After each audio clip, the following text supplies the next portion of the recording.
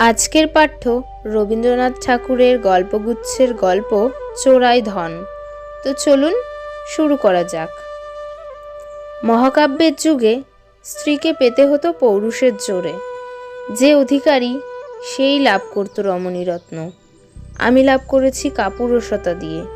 সে কথা আমার স্ত্রীর জানতে বিলম্ব ঘটেছিল, কিন্তু সাধনা করেছি। বিবাহের পরে যাকে ফাঁকি দিয়ে চুরি করে পেয়েছি তার মূল্য দিয়েছি দিনে দিনে। দাম্পত্যের যত্ন সাব্যস্ত করতে হয় প্রতিদিনই নতুন করে। অধিকাংশ পুরুষ ভুলে থাকে এই কথাটা। তারা গোড়াতেই কাস্টম হাউসে মাল খালাস করে নিয়েছে সমাজের ছাড় চিঠি দেখিয়ে। তারপর থেকে গেছে বেপরোয়া, যেন পেয়েছে পাহারাওয়ালার সরকারি প্রতাপ, উপরিওয়ালার দেওয়া তকমার জোরে। উর্দিটা খুলে নিলেই অতি অভাজন তারা। বিবাহটা চিরজীবনের পালাগান। তার ধুয়ো একটা মাত্র, কিন্তু সঙ্গীতের বিস্তার প্রতিদিনের নব নব পর্যায়ে। এই কথাটা ভালো রকম করে বুঝেছি সুনেত্রার কাছ থেকে। ওর মধ্যে আছে ভালোবাসার ঐশ্বর্য, ফুরোতে চায় না তার সমারোহ। দেউড়িতে 4 প্রহর বাজে, তার সাহানা রাগিনী। আপিস থেকে ফিরে এসে একদিন দেখি আমার জন্য সাজানো আছে বরফ দেওয়া ফলসা শরবত। রং দেখেই মনটা চমকে ওঠে। তার পাশেই ছোট রূপোর থালায় গড়ে মালা। ঘরে ঢোকবার আগেই গন্ধ আসে এগিয়ে। আবার কোনোদিন দেখি আইসক্রিমের যন্ত্রে জমানো শ্বাসে রসে মেশানো তালশ্বাস এক পেয়ালা, আর পিরিচে একটিমাত্র সূর্যমুখী। ব্যাপারটা শুনতে বেশি কিছু নয়, কিন্তু বোঝা যায় দিনে দিনে নতুন করে সে অনুভব করেছে আমার অস্তিত্ব। এই পুরনোকে নতুন করে অনুভব করার শক্তি আর্টিস্টের, আর ইতরে জনা প্রতিদিন চলে দস্তুরের দাগা বুলিয়ে। ভালোবাসা প্রতিভা সুনেত্রার, নবনবোন্মেষের শালিনী সেবা। আজ আমার মেয়ে অরুণার বয়স 17, অর্থাৎ সে যে বয়সে বিয়ে হয়েছিল সুনেত্রার। ওর নিজের বয়স 38, কিন্তু সযত্নে সাজসজ্জা করাটাকে ও জানে প্রতিদিন পূজন নৈবেদ্য সাজানো, আপনাকে উৎসর্গ করবার আহ্নিক অনুষ্ঠান। সুনেত্রা ভালোবাসে শান্তিপুরে সাদা শাড়ি, কালো পারওয়ালা। খদ্দর প্রচারকদের ধিক্কারকে বিনা প্রতিবাদে স্বীকার করে নিয়েছে। কিছুতেই স্বীকার করেনি খদ্দরকে। ও বলে, দিশি তাঁতির হাত, দিশি তাঁতির তাঁত, এই আমার আদরের। তারা শিল্পী, তাদেরই পছন্দের সুতো, আমার পছন্দ সমস্ত কাপড়টা নিয়ে। আসল কথা, সুনেত্রা বোঝে হালকা সাদা রঙের শাড়িতে সকল রঙেরই ইশারা খাটে সহজে। ও সেই কাপড়ে নতুনত্ব দেয়, নানা আভাসে মনে হয় না সেজেছে। ও বোঝে আমার অবচেতন মনের দিগন্ত উদ্ভাসিত হয় ওর সাজে। আমি খুশি হই, জানি না কেন খুশি হয়েছি। প্রত্যেক মানুষেই আছে একজন আমি। সেই অপরিমেয় রহস্যের অসীম মূল্য যোগায় ভালোবাসায়। অহংকারের মেকি পয়সা তুচ্ছ হয়ে যায় এর কাছে। সুনেত্রা আপন মন প্রাণ দিয়ে এই পরম মূল্য দিয়ে এসেছে আমাকে, আজ 21 বছর ধরে। ওর শুভ্র ললাটে কুমকুম বিন্দুর মধ্যে প্রতিদিন লেখা হয় অক্লান্ত বিস্ময়ের বাণী। ওর নিখিল জগতের মর্মস্থান অধিকার করে আছি আমি। সেজন্য আমাকে আর কিছু হতে হয়নি সাধারণ জগতের যে কেউ হওয়া ছাড়া। সাধারণকেই অসাধারণ করে আবিষ্কার করে ভালোবাসা। শাস্ত্রে বলে, আপনাকে জানো, আনন্দে আপনাকেই জানি। আর একজন যখন প্রেমে জেনেছে আমার আপনকে। বাবা ছিলেন কোনো নামজাদা ব্যাংকের অন্যতম অধিনায়ক, তারই একজন অংশীদার হলেম আমি। যাকে বলে ঘুমিয়ে পড়া অংশীদার, একেবারেই তা নয়। আষ্টে পৃষ্ঠে লাগাম দিয়ে জুতে নিলে আমাকে আপিসের কাজে। আমার শরীর মনের সঙ্গে এই কাজটা মানানসই নয়। ইচ্ছা ছিল ফরেস্ট বিভাগে কোথাও পরিদর্শকের পদ দখল করে বসি, খোলা হাওয়ায় দৌড়ঝাঁপ করি, শিকারের শখ নিয়ে মিটিয়ে। বাবা তাকালেন প্রতিপত্তির দিকে, বললেন, যে কাজ পাচ্ছ সেটা সহজে জোটে না, বাঙালির ভাগ্যে হার মানতে হলো। তাছাড়া মনে হয় পুরুষের প্রতিপত্তি জিনিসটা মেয়েদের কাছে দামি। সুনেত্রার ভগ্নিপতি অধ্যাপক, ইম্পেরিয়াল সার্ভিস, তার সেটাতে ওদের মেয়ে মহলের মাথা উপরে তুলে রাখে।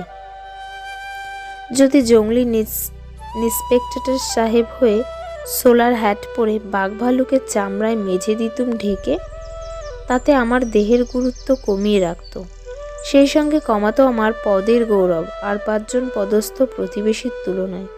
কি জানি, এই সাগরের মেয়েদের আত্মাভিমান বুঝি কিছু ক্ষুণ্ণ করে। এদিকে ডেস্কের বাধা স্থাবরত্বের চাপে দেখতে দেখতে আমার যৌবনের ধার আসছে ভোঁতা হয়ে।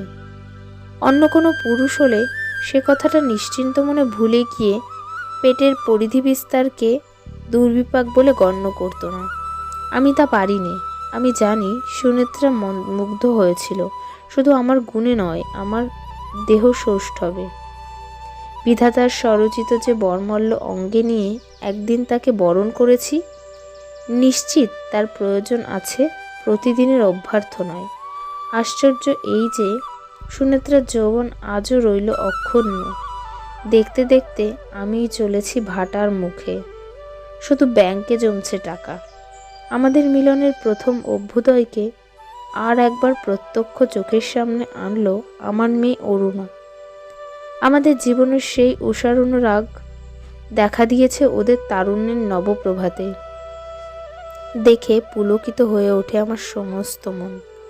শৈলেনের দিকে চেয়ে দেখি আমার সেদিনকার বয়স, ওর দেহে আবির্ভূত যৌবনের সেই ক্ষিপ্রশক্তি, সেই অজস্র প্রফুল্লতা, আবার ক্ষণে ক্ষণে প্রতিহত দুরাশায় ম্লায়মান উৎসাহের উৎকণ্ঠা। সেই দিন আমি যে পথে চলতাম সেও পথ ওরই সামনে। তেমনি করেই অরুণার মায়ের মন বশ করবার নানা উপলক্ষ ও সৃষ্টি করেছে। কেবল যথেষ্ট লক্ষ্যগোচর আমি নই। অপরপক্ষে অরুণা জানে মনে মনে, তার বাবা বোঝে মেয়ের দরদ। একদিন কি জানি কেন 2 চক্ষে অদৃশ্য অশ্রুর করুণা নিয়ে চুপ করে এসে বসে আমার পায়ের কাছের মোড়ায়। ওর মা নিষ্ঠুর হতে পারে, আমি পারিনি।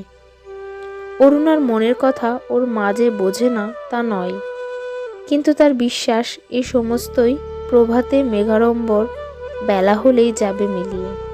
ওইখানেই সুনেত্রার সঙ্গে আমার অনৈক্য। খিদে মিটতে না দিয়ে খিদে মেরে দেওয়া যায় না তা নয়, কিন্তু দ্বিতীয়বার যখন পাত পড়বে তখন হৃদয়ের রসনায় নবীন ভালোবাসার স্বাদ যাবে মরে। মধ্যাহ্নে ভোরের সুর লাগাতে গেলে আর লাগে না।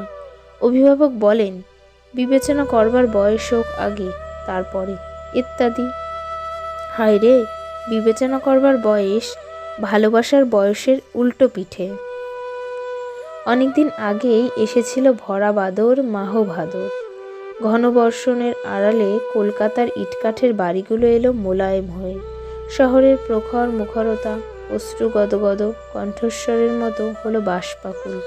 ওর মা জানতো অরুণা আমার লাইব্রেরি ঘরে পরীক্ষার পড়ায় প্রবৃত্ত। একখানা বই আনতে গিয়ে দেখি মেঘাচ্ছন্ন দিনান্তের সজল ছায়ায় জানলার সামনে সে চুপ করে বসে। তখনও চুল বাঁধেনি। পুবে হাওয়ায় বৃষ্টির ছাট এসে লাগছে তার এলো চুলে। সুনেত্রাকে কিছু বললাম না। তখনই শৈলেনকে লিখে দিলেম চায়ের নিমন্ত্রণ চিঠি, পাঠিয়ে দিলেম আমার মোটর গাড়ি ওদের বাড়িতে। শৈলেন এলো। তার অকস্মাৎ আবির্ভাব সুনেত্রার পছন্দ নয়, সেটা বোঝা কঠিন ছিল না। আমি শৈলেনকে বললেম, গণিতে আমার যেটুকু দখল তাতে হাল আমলের ফিজিক্সের তল পায়নি, তাই তোমাকে ডেকে পাঠানো। কোয়ান্টাম থিওরিটা যথাসাধ্য বুঝে নিতে চাই। আমার সেকেলে বিদ্যাসাধ্যি অত্যন্ত বেশি অথর্ব হয়ে পড়েছে। বলা বাহুল্য, বিদ্যাচর্চা বেশি দূর এগোয়নি। আমার নিশ্চিত বিশ্বাস অরুণা তার বাবার চাতুরি স্পষ্টই ধরেছে, আর মনে মনে বলেছে এমন আদর্শ বাবা অন্য কোনো পরিবারে আজ পর্যন্ত অবতীর্ণ হয়নি। কোয়ান্টাম থিওরির ঠিক শুরুতেই বাজল টেলিফোনের ঘণ্টা। ধরফরিয়ে উঠে বললেন, জরুরি কাজের ডাক। তোমরা এক কাজ করো, ততক্ষণ পার্লার টেনিস খেলা ছুটি পেলেই আসবো ফিরে। টেলিফোনের আওয়াজ এলো। হ্যালো, এটা কি 1200 অমুক নম্বর? আমি বললাম, না, এখানকার নম্বর 700 অমুক। পরক্ষণেই নিচের ঘরে গিয়ে একখানা বাসি খবরের কাগজ তুলে নিয়ে পড়তে শুরু করলাম। অন্ধকার হয়ে এলো। দিলেম বাতি জেলে। সুনেত্রা এলো ঘরে, অত্যন্ত গম্ভীর মুখ। আমি হেসে বললেন, মিটেরোলজিস্ট, তোমার মুখ দেখলে ঝড়ের সিগন্যাল দিত। ঠাট্টায় যোগ না দিয়ে সুনেত্রা বলল, কেন তুমি শৈলেনকে অমন করে প্রশ্রয় দাও বারে বারে? আমি বললাম, প্রশ্রয় দেবার লোক অদৃশ্যে আছে, ওর অন্তরাত্মায়। ওদের দেখাশোনাটা কিছুদিন বন্ধ রাখতে পারলে এই ছেলে মানুষীটা কেটে যেত আপনা হতেই। ছেলে মানুষই কসাইগিরি করতে যাবই বা কেন? দিন যাবে, বয়স বাড়বে, এমন ছেলে মানুষই তো আর ফিরে পাবে না কোনো কালে। তুমি গ্রহ নক্ষত্র মানো না, আমি মানি, ওরা মিলতে পারে না। গ্রহ নক্ষত্র কোথায় কিভাবে মিলেছে চোখে পড়ে না, কিন্তু ওরা দুজনে যে মিলেছে অন্তরে অন্তরে, সেটা দেখা যাচ্ছে খুব স্পষ্ট করেই। তুমি বুঝবে না আমার কথা। যখনই আমরা জন্মাই তখনই আমাদের যথার্থ দোষর ঠিক হয়ে থাকে। মোহের ছলনায় আর কাউকে যদি স্বীকার করে নিই, তবে তাতেই ঘটে অজ্ঞাত অসতীত্ব।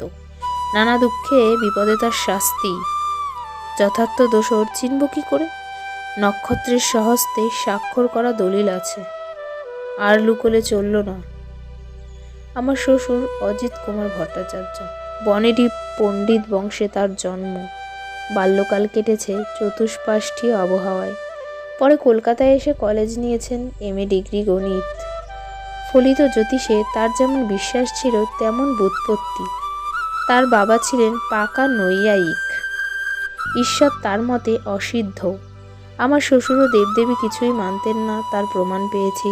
তার সমস্ত বেকার বিশ্বাস ভিড় করে এসে পড়েছিল গ্রহ নক্ষত্রের ওপর। একরকম গোঁড়ামি বললেই হয়। এই ঘরে জন্মেছে সুনেত্রা। বাল্যকাল থেকে তার চারদিকে গ্রহ নক্ষত্রের কড়া পাহারা। আমি ছিলুম অধ্যাপকের প্রিয় ছাত্র। সুনেত্রাকেও তার পিতা দিতেন শিক্ষা। পরস্পর মেলবার সুযোগ হয়েছিল বারবার। সুযোগটা যে ব্যর্থ হয়নি সে খবরটা বেতার বিদ্যুৎ বার্তায় আমার কাছে ব্যক্ত হয়েছে। আমার শাশুড়ির নাম বিভাবতী। সাবেককালের আওতার মধ্যে তার জন্ম বটে, কিন্তু স্বামীর সংসর্গে তার মন ছিল সংস্কার মুক্ত, স্বচ্ছ। স্বামীর সঙ্গে প্রভেদ এই, গ্রহ নক্ষত্র তিনি একেবারেই মানতেন না, মানতেন আপন ইষ্ট দেবতাকে। এ নিয়ে স্বামী একদিন ঠাট্টা করাতে বলেছিলেন, ভয়ে ভয়ে তুমি পেয়াদাগুলোর কাছে সেলাম ঠুকে বেড়াও, আমি মানি স্বয়ং রাজাকে। স্বামী বললেন, ঠকবে, রাজা থাকলেও যা, না থাকলেও তা। লাঠিঘাড়ে নিশ্চিত আছে পেয়াদার দল। শাশুড়ি ঠাকুরুন বললেন, ঠকবো সেও ভালো, তাই বলে দেউড়ির দরবারে গিয়ে নাগরা জুতোর কাছে মাথা হেঁট করতে পারবো না। আমার শাশুড়ি আমাকে বড় স্নেহ করতেন। তার কাছে আমার মনের কথা ছিল অবারিত। অবকাশ বুঝে একদিন তাকে বললাম, মা, তোমার নেই ছেলে, আমার নেই মা, মেয়ে দিয়ে আমাকে দাও তোমার ছেলের জায়গাটি। তোমার সম্মতি পেলে তারপরে পায়ে ধরবো অধ্যাপকের। তিনি বললেন, অধ্যাপকের কথা পরে হবে বাছা, আগে তোমার ঠিকুজি এনে দাও তো আমার কাছে। দিলেম এনে। তিনি বললেন, হবার নয়, অধ্যাপকের মত হবে না। অধ্যাপকের মেয়েটিও তার বাপেরই শিষ্যা। আমি জিজ্ঞাসা করলুম, মেয়ের মা? বললেন, আমার কথা বলো না, আমি তোমাকে জানি, আমার মেয়ের মনও জানি। তার বেশি জানবার জন্য নক্ষত্রলোকে ছোটবার শখ নেই আমার। আমার মন উঠল বিদ্রোহী হয়ে। বললেম, এমনতর অবান্তর বাধা মানায় অন্যায়, কিন্তু যা অবাস্তব তার গায়ে ঘা বসে না, তার সঙ্গে লড়াই করব কি দিয়ে? এদিকে মেয়ের সম্বন্ধের কথা আসতে লাগলো নানা দিক থেকে। গ্রহকাতরতার অসম্মতি নিয়ে এমন প্রস্তাবও ছিল তার মধ্যে। মেয়ে জিদ করে বলে বসলো সে চিরকাল কুমারী থাকবে, বিদ্যার সাধনাতেই যাবে তার দিন। বাপ মানে বুঝলেন না। তার মনে পড়ল লীলাবতীর কথা। মা বুঝলেন। গোপনে জল পড়তে লাগলো তার চোখ দিয়ে। অবশেষে একদিন মা আমার হাতে একখানি কাগজ দিয়ে বললেন, সুনেত্রার ঠিকুজি, এই দেখিয়ে তোমার জন্মপত্রী সংশোধন করিয়ে নিয়ে এসো। আমার মেয়ের অকারণ দুঃখ সইতে পারবো না। পরে কি হলো বলতে হবে না। ঠিকুজিটি অঙ্কজাল থেকে সুনেত্রাকে উদ্ধার করে আনলেন। চোখের জল মুছতে মুছতে মা বললেন, পুণ্যকর্ম করেছ বাছা। তারপরে গেছে 21 বছর কেটে। হাওয়ার বেগ বাড়তে চলল, বৃষ্টির বিরাম নেই।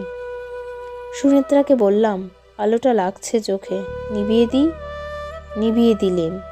বৃষ্টিধারার মধ্যে রাস্তার ল্যাম্পের ঝাপসা আভা এলো অন্ধকার ঘরে। সোফার ওপরে সুনেত্রাকে বসালাম আমার পাশে। বললেন, শুনি, আমাকে তোমার যথার্থ দোসর বলে মনো তুমি? এ আবার কি প্রশ্ন হলো তোমার? উত্তর দিতে হবে নাকি? তোমার গ্রহতারা যদি না মানে? নিশ্চয় মানে, আমি বুঝি, জানি নে। এতদিন যে একত্রে কাটলো আমাদের, কোনো সংশয় কি কোনোদিন উঠেছে তোমার মনে? অমন সব বাজে কথা জিজ্ঞাসা করো যদি রাগ করব। শুনি, দুজনে মিলে দুঃখ পেয়েছি অনেকবার। আমাদের প্রথম ছেলেটি মারা গেছে 8 মাসে, টাইফয়েড। আমি যখন মরণাপন্ন, বাবার হলো মৃত্যু। শেষে দেখি উইল জাল করে দাদা নিয়েছেন সমস্ত সম্পত্তি, আর চাকরিই আমার একমাত্র ভরসা। তোমার মায়ের স্নেহ ছিল আমার জীবনের ধ্রুবতারা। পুজোর ছুটিতে যাওয়ার পথে নৌকোডুবি হয়ে স্বামীর সঙ্গে মারা গেলেন মেঘনা নদীর গর্ভে। দেখলেন বিষয়বুদ্ধিহীন অধ্যাপক ঋণ রেখে গেছেন মোটা অঙ্কের। সেই ঋণ স্বীকার করে নিলেন। কেমন করে জানবো এই সমস্ত বিপত্তি ঘটায়নি আমারই দুষ্ট গ্রহ? আগে থাকতে যদি জানতে, আমাকে বিয়ে করতে না। সুনেত্রা কোনো উত্তর না করে আমাকে জড়িয়ে ধরলে। আমি বললাম, সব দুঃখ দুর্লক্ষণের চেয়ে ভালোবাসায় যে বড় আমাদের জীবনে, তার কি প্রমাণ হয়নি? নিশ্চয়ই হয়েছে। মনে করো, যদি গ্রহের অনুগ্রহে তোমার আগেই আমার মৃত্যু হয়, সেই ক্ষতি কি বেঁচে থাকতেই আমি পূরণ করতে পারিনি? থাক, আর বলতে হবে না। সাবিত্রীর কাছে সত্যবানের সঙ্গে একদিনের মিলনও যে চিরবিচ্ছেদের চেয়ে বড় ছিল, তিনি তো ভয় করেননি মৃত্যু গ্রহকে। চুপ করে রইল সুনেত্রা। আমি বললেন, তোমার অরুণা ভালোবেসেছে শৈলেনকে, এইটুকু জানা যথেষ্ট। বাকি সমস্তই থাক অজানা। কি বলো শুনি? সুনেত্রা কোনো উত্তর করলে না। তোমাকে যখন প্রথম ভালোবেসেছিলুম, বাধা পেয়েছি। আমি সংসারে দ্বিতীয়বার সেই নিষ্ঠুর দুঃখ আসতে দেব না। কোনো গ্রহেরই মন্ত্র নয়। ওদের দুজনের ঠিকুজির অঙ্ক মিলিয়ে সশব্দ ঘুরতে দেব না কিছুতেই। ঠিক সেই সময়ই সিঁড়িতে পায়ের শব্দ শোনা গেল। শৈলেন নেমে চলে যাচ্ছে। সুনেত্রা তাড়াতাড়ি উঠে গিয়ে বললে, কি বাবা শৈলেন, এক্ষুনি তুমি যাচ্ছ নাকি?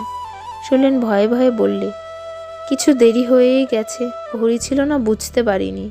সুনেত্রা বললে, না, কিছু দেরি হয়নি। আজ রাত্রে তোমাকে এখানেই খেয়ে যেতে হবে। একেই তো বলে প্রশ্রয়। সেই রাত্রে আমার ঠিকুজি সংশোধনের সমস্ত বিবরণ সুনেত্রাকে শোনালেন। সে বলে উঠল, না বললেই ভালো করতে। কেন? এখন থেকে কেবলই ভয়ে ভয়ে থাকতে হবে। কিসের ভয়? বৈধব্য যোগের? অনেকক্ষণ চুপ করে রইল শুনি। তারপর বললে, না, করব না ভয়। আমি যদি তোমাকে ফেলে আগে চলে যাই, তাহলে কি আমার মৃত্যু হবে দ্বিগুণ মৃত্যু? নমস্কার।